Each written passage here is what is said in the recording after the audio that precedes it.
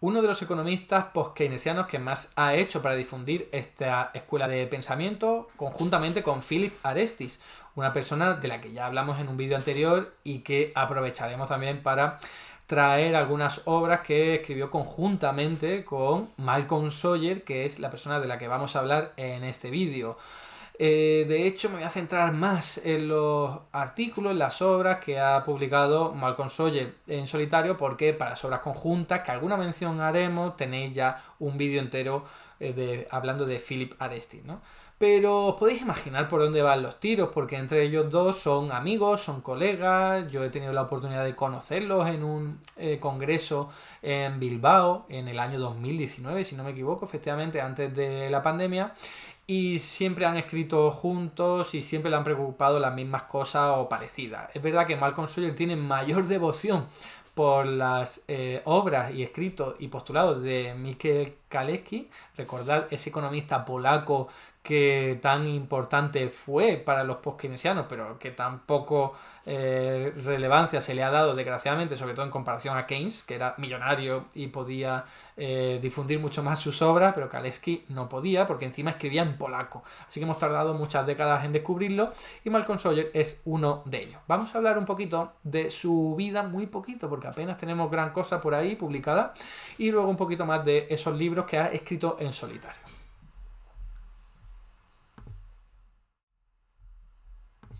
Fijaos, aquí tenéis una imagen por si queréis ponerle cara. Malcolm Sawyer, no sé ni dónde nació concretamente, porque no lo he encontrado en internet, no lo he encontrado en ningún sitio, pero bueno, obviamente nació en Inglaterra.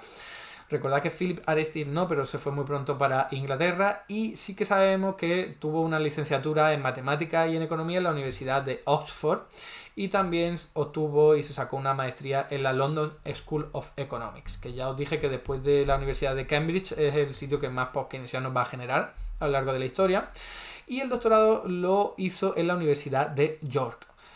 Actualmente, y a partir de ese doctorado, fue profesor en la Universidad de Leeds, donde sigue como profesor emérito, y bueno, ha sido también asesor para organismos internacionales como la OCDE, la Comisión Europea, y por los que os interesan las cuestiones académicas, es actualmente editor de varias revistas que tienen bastante relevancia a nivel internacional, pero dentro del mundo heterodoxo, como podéis imaginar, ¿no? Y simplemente en los últimos años fue un fichaje del Instituto Levy, allí donde están tantos autores de la teoría monetaria moderna. Poco más he encontrado de su vida.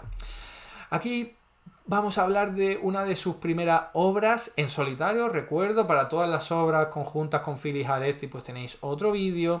Fijaos, este fue publicado en 1995 y por el título os podéis imaginar de qué va. Son una serie de ensayos sobre la escuela post-keynesiana, sobre los postulados teóricos post-keynesianos. Ya os podéis imaginar lo típico, ¿no? De incertidumbre en el futuro, de preocupación por el desempleo, de la demanda efectiva, preocupación por la distribución del ingreso, el dinero es el centro de las economías monetarias.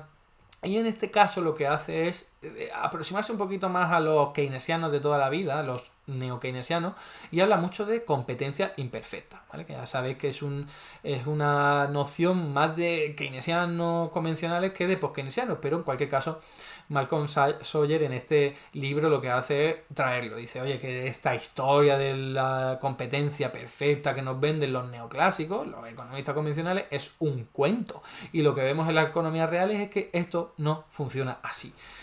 Lo más útil sería hablar de competencia imperfecta, y eso es de lo que habla en este libro y le da mucha importancia. Ahora, tenéis este libro más interesante de mi punto de vista, que es de 1999, en el que recoge, son 2 volúmenes, por cierto, recoge la obra de Kalecki, insisto, muy poco conocido, era coetáneo de Keynes y llegó a los mismos planteamientos, prácticamente a los mismos resultados, sin tener apenas formación en economía, no tenía tanto dinero ni tantos recursos como Keynes, pero escribía en polaco y no le leía ni Dios. En cambio, a Keynes le leía mucha gente, tenía mucha influencia y muchos recursos, ¿no? Pero cuando uno va a ver lo que decía Kalecki, como digo, decía lo mismo que Keynes, pero mejor. Y de las pocas cosas que no comentaba Keynes, lo decía Kalecki, también eran muy interesantes, como por ejemplo hablar de economía planificada. Keynes habló muy poquito de la economía planificada de la Unión Soviética, Kalecki habló más, era polaco, le interesaba bastante más, le tocaba más cerca, ¿no? Pero es que además también Kalecki habla mucho más de la distribución del ingreso, cómo afecta eso al crecimiento económico. Keynes, por supuesto que habló de eso, pero no tanto. Eso es lo que se ve y se pone de manifiesto en este libro, ¿no? Y también hace mucha más hincapié, no solo en lo que os decía de que hay una distribución del ingreso y que es problemático para el crecimiento económico, sino también que cuando uno quiere llegar al pleno empleo, y Keynes también decía de llegar al pleno empleo, hay limitaciones políticas. Y hay artículos muy famosos de Kalecki hablando de que no se puede llegar al pleno empleo en economías capitalistas porque a los capitalistas no les interesa. Cuando la gente está trabajando todo y no hay un ejército industrial de reserva, por utilizar términos marxistas, a los capitalistas les va todo peor, a los empresarios, porque al fin y al cabo están los trabajadores envalentonados y no pueden poner el salario que quieran los empresarios, ¿no? Tienen que negociar con ellos y eso no le viene bien a los empresarios y por eso siempre se van a oponer al pleno empleo, ¿no? Entre otras cosas, como digo ahí, Kalecki hizo mucho hincapié en ello y por último, algo en lo que no hacía tanto hincapié Keynes era en el poder de mercado, en pocas empresas controlando un mercado y decidiendo y estableciendo precios. Por supuesto que Keynes habló de eso, pero Kalecki habló mucho más. Ahora tenemos otro libro aquí escrito 2 años después, en 2001, fijaos, habla de la economía del Reino Unido y también os podéis imaginar el contexto. 2001 ya han pasado 2 décadas de neoliberalismo por culpa de Thatcher y este libro que hace un repaso de esas 2 décadas y dice, esto ha sido un desastre. Margaret Thatcher y sus políticas han dejado en un nivel desastroso la economía británica, que antes tenía una muy buena industria y que ha pasado a ser una industria de servicio financiero, de finanzas, que lo que hace es distorsionar toda la economía, distorsionar los incentivos, distorsionar también la calidad del empleo, en fin, el cuento de siempre, la narrativa de siempre, por decirlo con mejor palabras, pero traído al Reino Unido.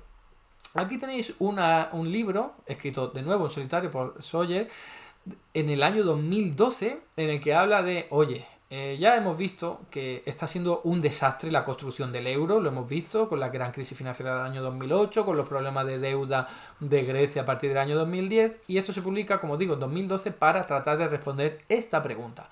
¿Puede el euro ser rescatado o ser salvado? Y lo que hace es un repaso de cuáles son las causas principales que llevaron a la economía europea de la eurozona a tener problemas. Y básicamente identificar las de siempre, ¿no? Que no hay unión política, que no hay unión fiscal, que no hay unión bancaria, que hay muchos desequilibrios entre el norte y sur, que Grecia no tiene nada que ver con Alemania y que hay muy pocos mecanismos para coordinarse bien y compensar esos riesgos y esos desequilibrios, ¿no? Entonces, 2012 todavía estábamos en lo peor de la crisis del euro y las alternativas que da fueron básicamente algunas que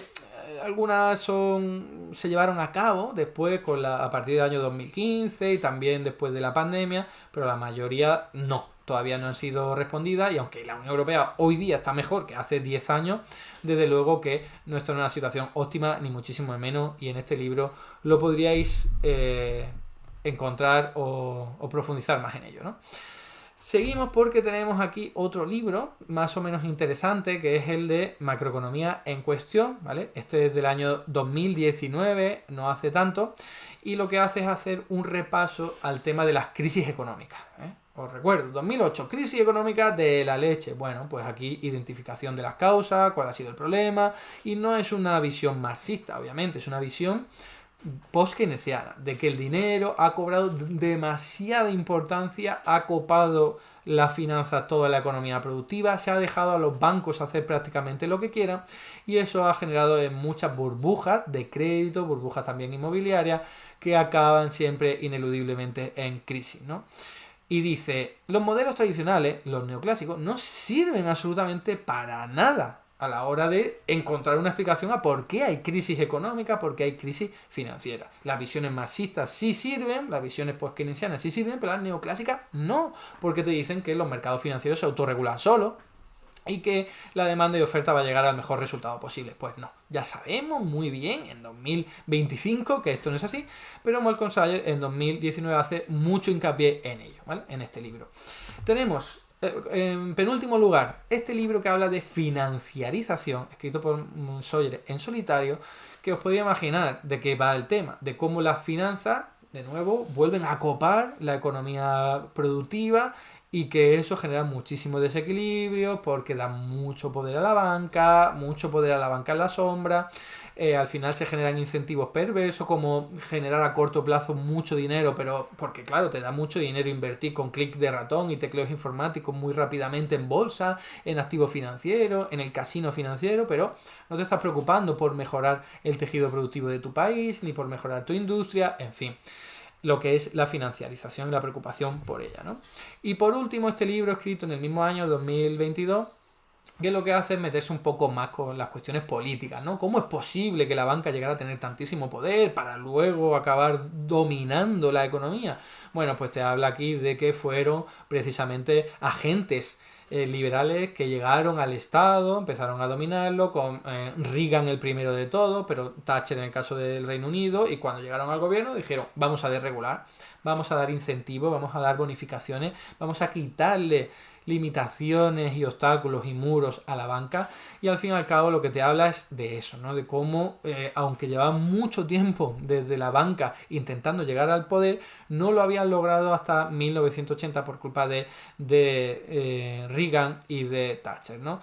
Y por último, ¿qué es lo que hace? Dar alternativas. Las alternativas las podéis imaginar. Reformas regulatorias para que los bancos no puedan hacer lo que les dé la gana prácticamente, que haya inversión productiva y dejar en un segundo lugar la finanza. Y tercero, banca pública, banca regulada, que trate de reorientar mucho mejor los recursos monetarios hacia las necesidades no solo sociales y medioambientales, de las que también habla en este libro, afortunadamente, sino sobre todo económicas y productivas. Hasta aquí el vídeo de hoy. Muchas gracias por estar ahí y si te ha resultado interesante, no dudes en comentar, darle like y compartir, que la teoría económica dominante no se combate sola.